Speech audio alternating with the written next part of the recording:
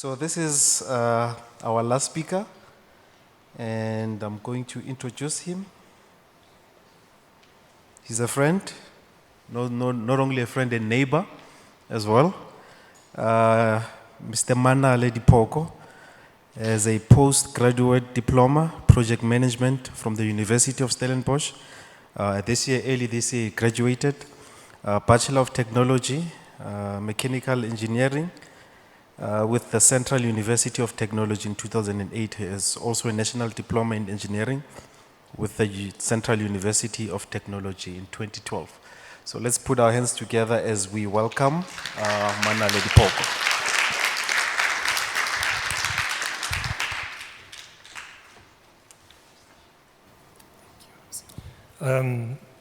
I would like to thank you, the Youth Committee of GMS, and also Pastor Chris for affording me this opportunity. Am I audible enough? Can you hear me at the back? Okay, of course I can hear myself.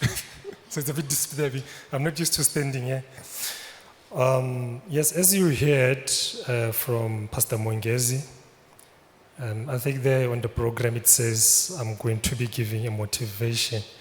However, I do not consider it as a motivation per se. I consider it as a testimony of my life. So then hopefully and possibly out of this testimony, it will bring motivation, it will bring encouragement, some form of exhortation and so forth. I know you guys are tired, and it's a story of my life. It's very long, so I will have to compress it into these few minutes that I have.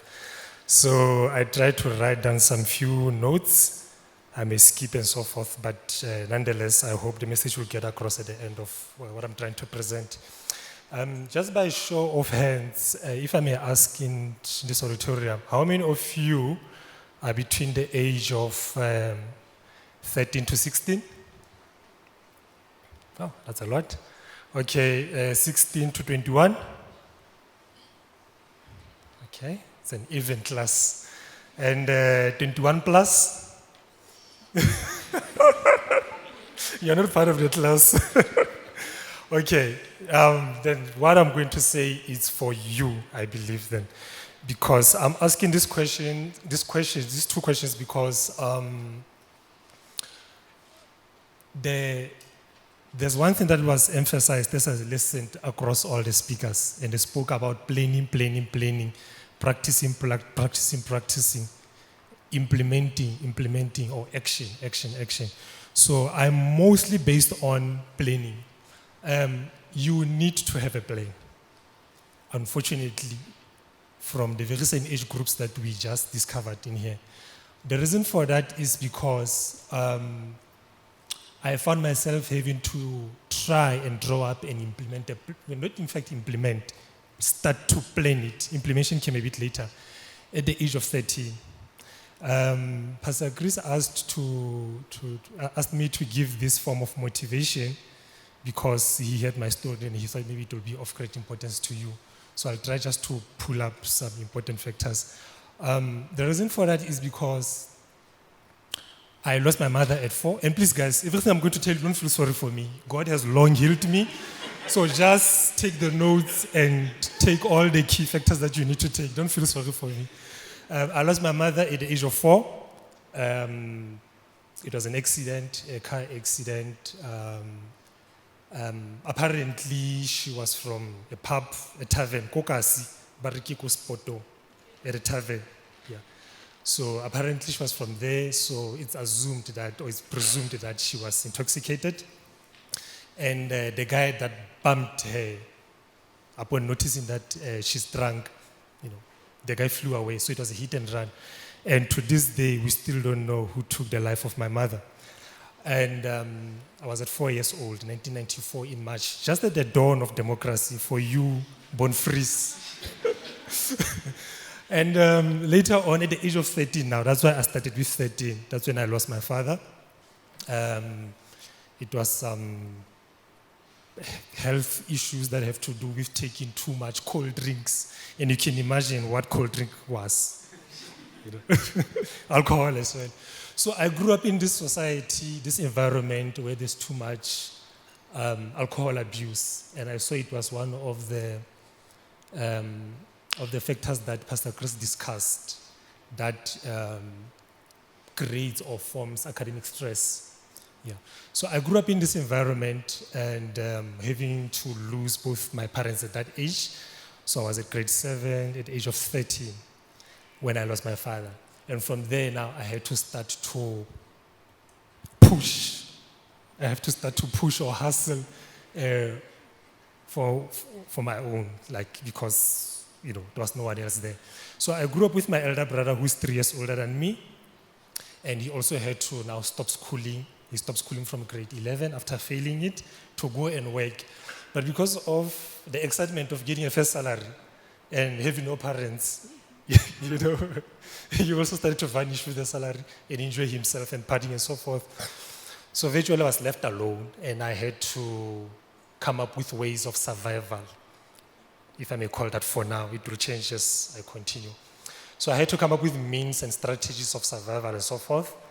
And 2 years passed from grade 7 to grade 9, whereby I think if I have to give it a definition today, I'll call it I was processing my trauma. So I had very bad friends involved in drug abuse at that age, between grade 8 and grade 9, those 2 years. Drug abuse, wrong friends, some crime there and there, escaping it without being arrested. Thank God for that. I don't have a criminal record.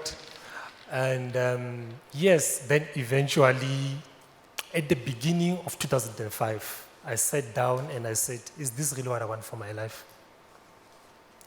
Is this, as out there in the location, in the townships, as it is called, is this me being considered to be up with the times, according to the environment that I was growing at? Here at GMS, that we are taught that environment shapes behavior. I can tell you, Pastor Thamo tells the truth. Environment does shape behavior. So in the absence of my parents for those 2 years, my environment shaped my behavior, and I saw it firsthand. For example, I lost 4 friends within those 2 years that got stepped, due to, we call it gangsterisms, whatever. And imagine how young we were. I mean, we were still 15, 16. They got stabbed, we lost 4 friends and so forth. So at the end of 2006, 2004, beginning of 2005, I sat down and I asked God that, well, not God there because I didn't know God, but I asked myself, is this really what life is all about? Or there's more? Then I thought, perhaps there is more. And I like what Dr. Rufus, well, he's gone now, how he started by quoting, he's considered the father of our nation, Nelson Mandela, that education is a weapon. So I said then, and I thought, let me approach this education thing and see where it will take me. Perhaps it will give me some answers at the end and my life will get better. So that's how basically I started my development up until the stage where I am today. So then I created, a short-term plan. Basically, a short-term plan is between 1 to 3 years. A medium plan is between 4, say, to 6, and a long-term plan is between 7, 10 plus years, and so forth. And guys, I advise you, start now to have those plans. You don't have to have a medium-term plan and long-term plan. Have a short-term plan. From various speakers here, they mention planning. So plan now, if maybe you're in grade 10, plan what is it that you want to achieve from your studies when you finish your matric, and where you think your giftings or your character allows you to be. It doesn't have to be in the sciences and the mathematics and so forth. You could be something else that God has called you to be. So plan now, assess yourself, and write it down. Write it down, and at least at the end of every 6 months, go back and review it to check that are you still within that plan or not. And if you are not, there could be a reason. Maybe the plan that you wrote down is not incongruent with your character. It's not incongruent with what God has placed in you. Then you adapt. There was adaptability that was discussed. Then you change. Because you still have time, guys. I mean, I saw half of the class is, between the age of 13 and 16. Then you still adapt, Dr. Rufus mentioned that you can even change your subjects at grade 11. If you feel like, no, this mathematics thing is not for me, this sciences thing is not for me, it's not too late, you can still change and go elsewhere. But anyway, the workshop today is about you focusing on the mathematics and improving your skills as well on the sciences. So I developed, Dr. G. So I developed that plan. Particularly my plan was so that at least if I can just get to college and eventually become an artisan. Because where I'm from, my neighborhood or my hometown is full of mines, gold mines. So it used to be full of gold mines. Most of them are closed now. So I developed this plan that perhaps I can be an artisan, work at the mine, and at least come out of this environment. That was my goal. Because I could see death is nearby. I've already lost 4 friends due to stabbing. I could see I'm surrounded by drug abuse. I could see that I'm surrounded by fatherlessness. There were lots of father figures that were dying in my neighborhood. So there were lots of kids my friends, that didn't have fathers, or like me, they didn't have both the father and the mother, and they had to hustle for themselves. That's why we resorted to stealing, selling whatever we stole so we can have food on the table. So sometimes, guys, we need to be careful how we assess what some of our friends, I know some of you here may not be related in what I'm saying, but some of the people that we know, relatives, friends, the things that they go through, if we check the root causes of what triggered them to do what they're doing, it could be some of the things that I'm telling you now. I'm not condoning them. I'm not saying it's good for you to be involved in gangsterism, stealing, and so forth, but there could be triggers. So for me, the change happened, as I said, in 2005 when I decided, no, let me pursue school and let me see where it will take me. Then I decided, okay, I'll go for the sciences and so forth. Fortunately, I was a technical high school where we did technical drawings and we did trade subjects. So today I think it is called mechanical technology. Back then it was called welding and metalwork. So one of my teachers recognized that this child is in distress. So he called me aside and asked me, what's the situation at home? I told him, no, this is what's happening, and so forth, and so forth, and so forth. So because of the environment where I was, and I like how Dr. Rufus described the quintiles, if I recall correctly, of the school. I think I was on quintile 5 there, where we didn't pay school fees. You just rock up there, you arrive there, you sit, you take your notes. Teachers didn't really care. If you, well, maybe they cared, but to us, it didn't appear as if they cared. So, but fortunately, thank God, this teacher recognized me and he called me aside and asked me, what's happening? Because I can see the Sandton. And I told him my situation at home. Then, because that's how far he could see me, he said that, you know that within a space of 2 years, you could be working. You don't have to even finish matric. Not that he was giving me a wrong advice, but he was meeting me at my point of need. Because my point of need that time was that I must escape poverty. I must escape this environment that is full of crime, drugs, and so forth, before it's too late, because I had already lost 4 friends. So then I was like, okay, then I pursued it and so forth. But now something interesting happened. At the end of 2005, I passed my grade 10 exceptionally well. Then the very same teacher came to me and said, don't you think you should continue pushing further? Don't go to the college yet because it looks like there's hope here. Then I pushed and pushed and pushed. Eventually I got to grade 12 and eventually finished grade 12. Now, again, adaptability comes in. That's where now my dream or my plan changed from just being a millwright or a boiler maker, working for a mine, in the small town of Free State called Velkom. Now it moved from that to become a mechanical technician. That's when I went to study my national diploma in mechanical engineering. But before I go there also, just to add on something that Pastor Chris said, again on academic challenges that we face that causes us to sort of like lose hope or give up. In all these things that I'm busy telling you, I had to develop a means of earning an income. So at one point I worked at ShopRite as a piece job during school holidays so I can get an income.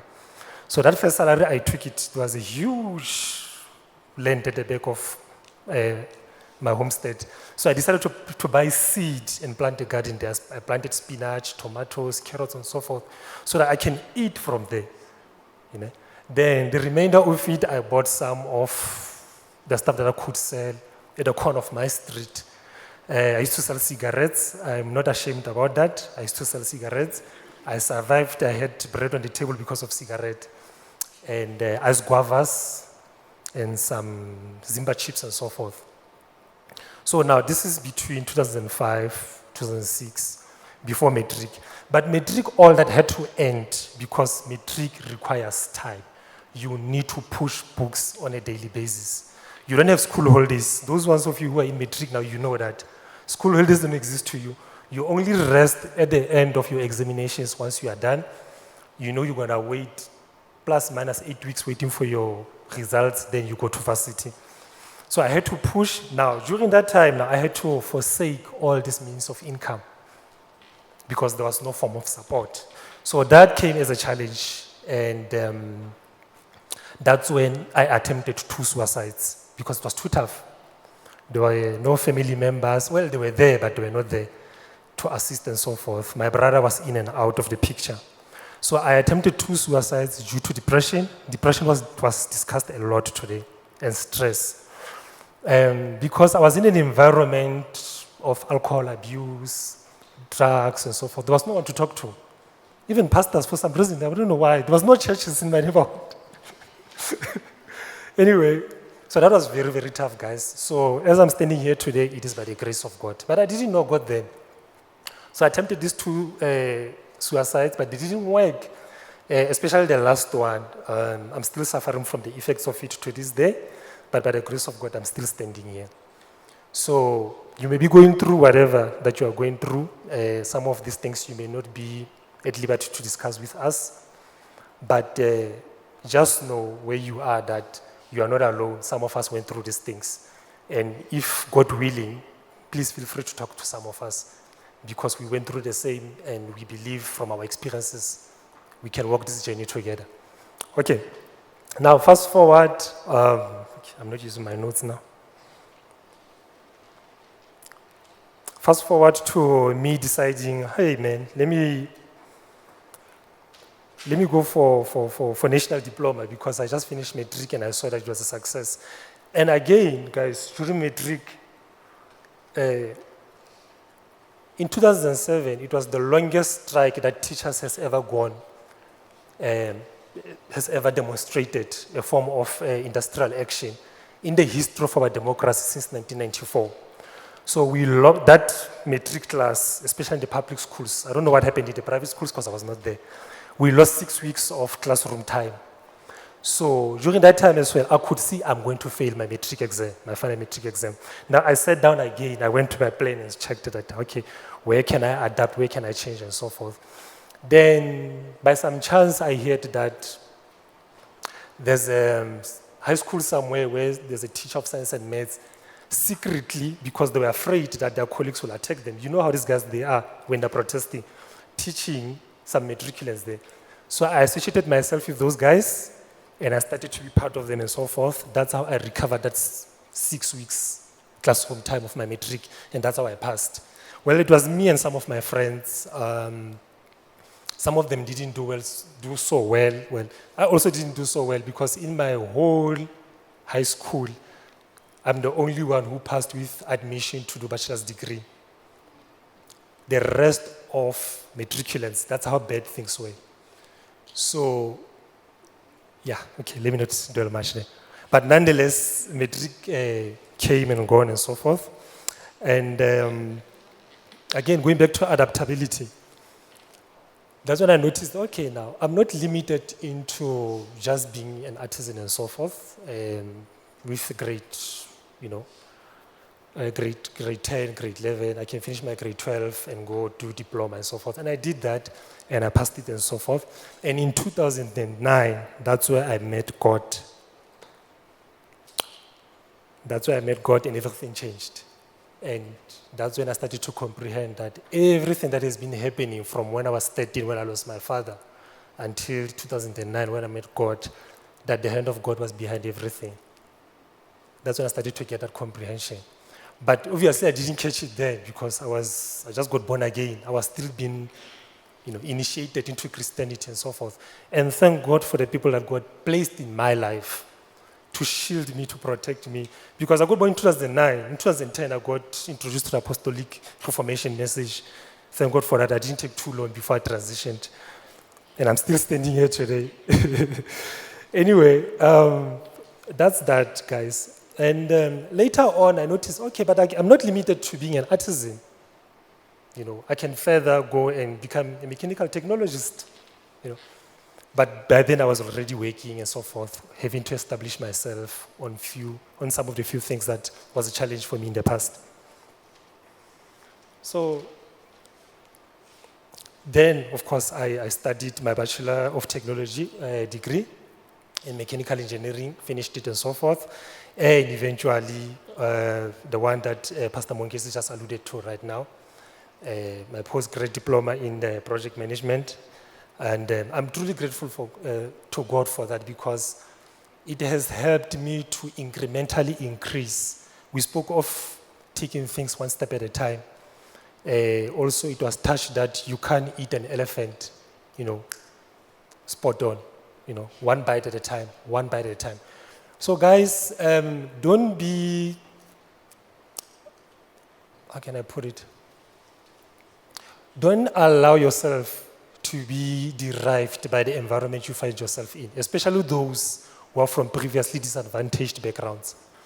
Don't allow your environment to describe who you are and to eventually determine what your future will look like.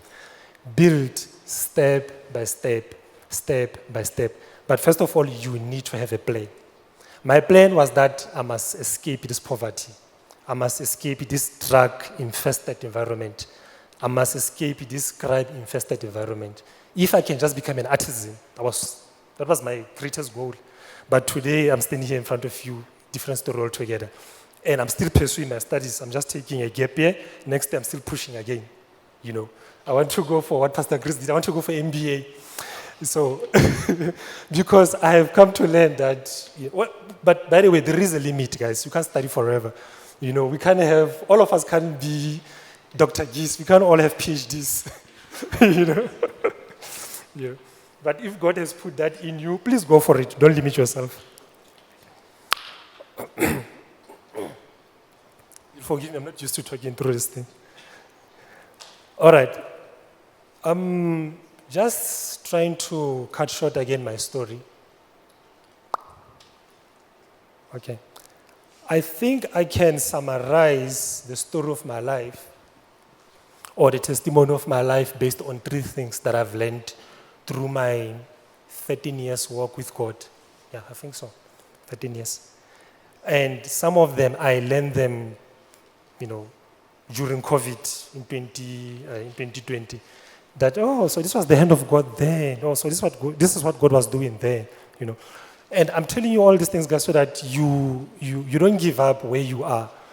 Some of you may not be related to what I'm saying, but your greatest challenge may just be passing this matric exam or just getting an admission into bachelor's degree. It doesn't matter what form of it.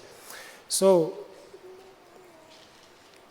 the 3 things that I have learned, they are quite difficult terminologies, but some of you may be aware of them. I call them my 3 pillars of God-driven success. The first one is you have to develop an epistemology, a foundation and basis of your belief. You need to believe on something. If there's nothing else to believe on, please believe on God. He will not fail you. And I like what Dr. Gee said from his testimony that on the last hour, God showed up. He can also show up in your situations, in whatever you are facing, but you need to be rooted and grounded in Him. So your parents that brought you here today, they didn't just bring you here so that they can have 6 hours away from you guys and they can fulfill whatever they wanted to do. But they want to see you successful and having a better future. However, it is within your own hands to develop a foundation and a basis of your belief. God is not the God of Sunday only. God is the God of every day, even in your academics, in your books, in your homework. If you are struggling to even to do your homework, you can make a quick prayer. God, can you just please help me to understand this thing? And obviously ask for help. You had subject matter experts that came and presented today. So the foundation and basis of your belief is very, very, very important because it gives you a drive, it gives you an energy. It's what wakes you up in the morning. You can't just wake up and say, oh, okay, today's Sunday, okay, church, and relax with my family, and then tomorrow I'm going back to school on Monday, and that's life. I'll finish matric, maybe get married, or finish my varsity studies, maybe get married, have beautiful children, get a good job, get old, retire, and die. Then really, God, God is wasting his time and our time. Life is more than that. However, for you to comprehend all this that is within life, you need to develop the foundation and basis of your belief, and it's found in Christ. Okay, that's my pillar number one. The second pillar is acquiescence, obedience. I think a few Sundays ago, I like how Pastor Mongezi closed this sermon from the scripture, I think it's in 1 John or somewhere, 2 John, that the commands of God are not burdensome. That line is still hitting me to this day. That all these things that are being said Sunday in, Sunday out, house church today, is not to bore you and try to stereotype you or to program you like robots. It's just to give you a better future, a life and a future that has hope and that has meaning in it. However, you need to learn to obey the commands of God. You can't obviously obey all of them spot on, especially if you just got recently saved, but one step at a time. You don't eat an elephant. Well, the commands of God are not an elephant. However, you get the point. And the last one, obviously, adaptability quotient. I like that because it was discussed a lot today. Guys, I started by just desiring to be an artisan. I just recently stopped with my employment for whatever reason. But today, I'm a professionally registered construction project manager, and I'm still trying to pursue my studies further. But my goal in 2005, when I decided to have a plan and a goal written down on a paper, was just so that I can be an artisan and I can escape drug-infested environment and locality, and to escape the death that I could see that it was facing me. But through adaptability, through incrementally developing myself and growing and surrounding myself with right people, like-minded people, right friends, finding myself in correct environments, I'm here today. And I can say that my life is a testimony. And if Paul said that he is what he is by the grace of God, I want to say the same words too, that I am what I am by the grace of God. You can also be what you desire according to the will and plan of God, what you want to be according to the grace of God as well. So with that said, I would like to thank you. Thank you. Thank you, Pastor Chris and Pastor Mongezi.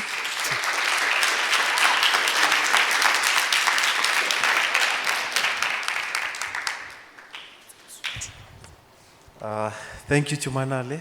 It's a beautiful story. So this gets to show that it doesn't matter where you come from. You can reach the place that God has intended for you. If only you believe, if only you obey, and you do the things that are necessary in your life.